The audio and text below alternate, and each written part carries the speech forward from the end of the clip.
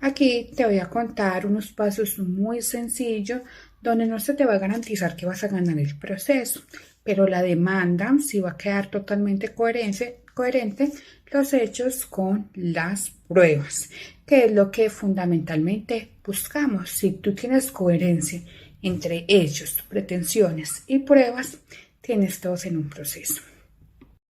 El primer paso, sencillísimo, hablar con tu cliente. Decirle al cliente que te diga la verdad, porque de lo contrario te va a pasar esto. Siempre, siempre le debes de decir la verdad a tu abogado. El proceso no se pierde por tu abogado. El proceso se pierde Esto te porque va a pasar. algo no se Vas a dijo. perder el proceso. ¿Y por qué lo vas a perder? Porque es que nosotros trabajamos con la verdad del cliente. Nosotros trabajamos con lo que él nos dice. Y si él nos dice algo que no es cierto, lo que va a pasar es que la contraparte va a tener mejores pruebas y tú no estás preparado para ese fracaso. El segundo paso, el análisis del material probatorio. Parece sencillo, parece totalmente lógico. Hay abogados que no lo hacen. Hay abogados que únicamente vienen a mirar el material probatorio cuando ya están en las audiencias. Las pruebas hay que manejarlas, hay que comprenderlas, hay que entenderlas para hacer los hechos. Cuando una prueba está muy débil, hay que decirle al cliente que tiene que buscar otra prueba. O nosotros la hacemos, nosotros la buscamos, pero tiene un costo adicional porque muchas veces hay que contratar expertos, hay que contratar peritos. Los hechos están muy bien probados, son congruentes con las pruebas, es una ganancia casi segura. En ese mismo punto, pero lo quiero tomar por separado, es de vital importancia y esto sí, muy pocos abogados lo hacen y es hacer el interrogatorio como si tú fueras la contraparte a los testigos, buscarle la cascarita, buscar dónde caes para que lo puedas corregir en ese momento. Porque es de vital importancia, porque la demanda tú la tienes que basar en esas pruebas y una de las pruebas más importantes son los testimonios. Si tú basas las pruebas en los testimonios, es muy difícil que el testigo cambie su versión en la audiencia. En cambio, si tú haces primero los hechos y el testigo se tiene que acomodar a esos hechos, aquí la cuestión es crítica. ¿Por qué? Porque el testigo se va a confundir.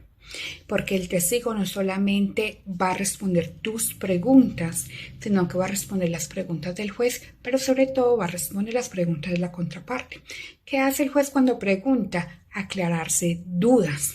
Pero ¿qué hacemos la contraparte cuando tenemos, valga la redundancia, el contrainterrogatorio?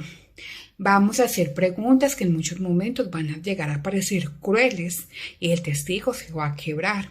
Hacemos la misma pregunta 5 o 6 veces con diferentes palabras y no te das cuenta. El testigo ni siquiera se da cuenta que es la misma pregunta y si no estás atento para objetar, el testigo se va a quebrar. Entonces aquí lo que va a haber es una prueba débil y es una prueba que no te va a funcionar y si es la única prueba para demostrar un hecho, ya la perdiste.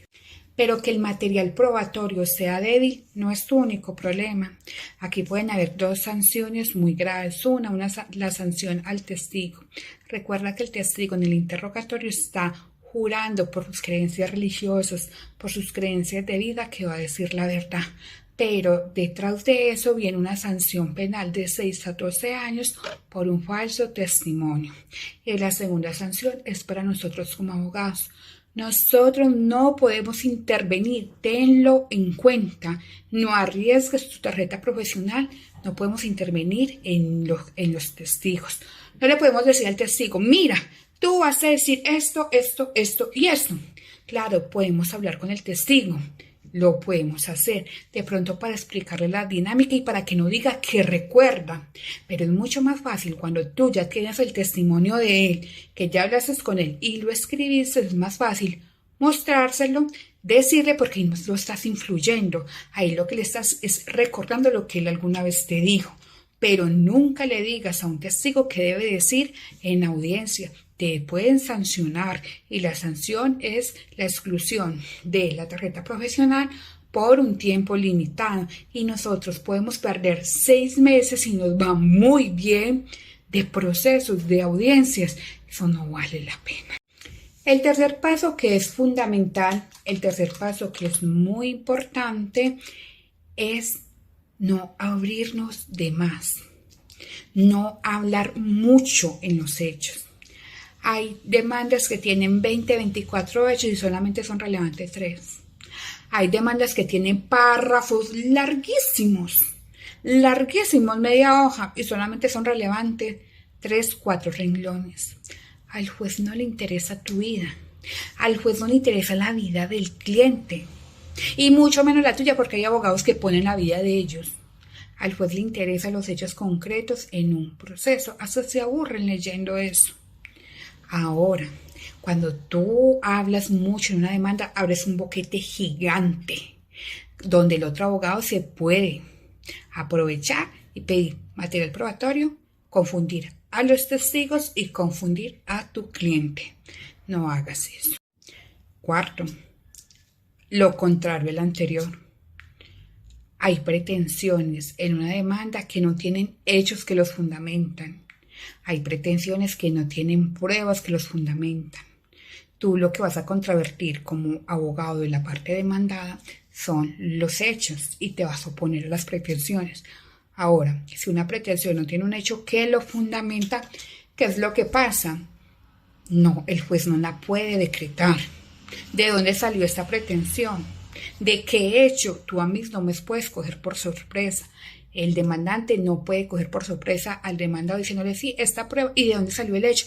Es que el hecho sale de una prueba que más adelante colocaré, y si no se te da la prueba. No, es que como no se me dio la prueba, lo digo en los alegatos. ¿En qué estás fundamentando ese hecho? Ahí vas a perder esa pretensión.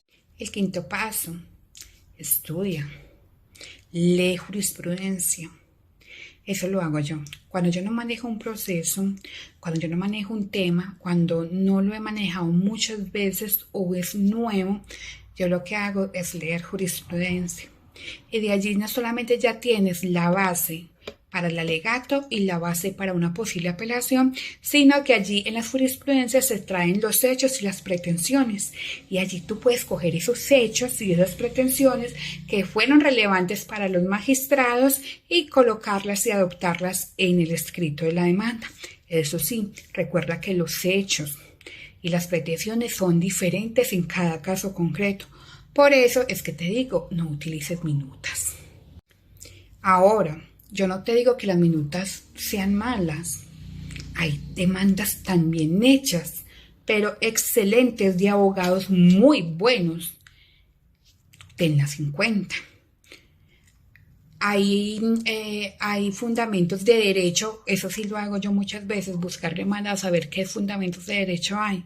Fundamentos de derecho que yo no conocía, leyes que yo no conocía, porque aquí las leyes son miles y miles y miles. Entonces, ¿qué haces tú? Coger esa ley en cada caso concreto y traerla a tu proceso. Eso sí, verifica que estén vigentes. Y otra forma de verificar las leyes es con el paso anterior, con la jurisprudencia. Allá se hace un relato de cuáles fueron las leyes que se están tomando en cuenta. En un próximo video te mostraré una demanda que tiene hechos totalmente fuera de tono, hechos que no son congruentes, y esos hechos se utilizaron en contra de la contraparte, y te mostraré una demanda con unos hechos muy puntuales. Esa la hice yo.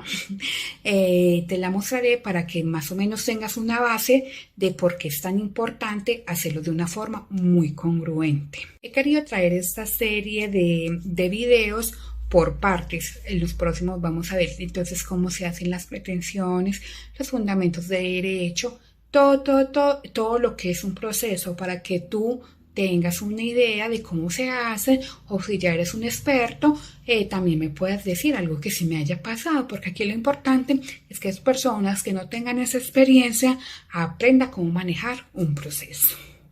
Si quieres que hable sobre un tema específico, déjame el comentario y comparte este video.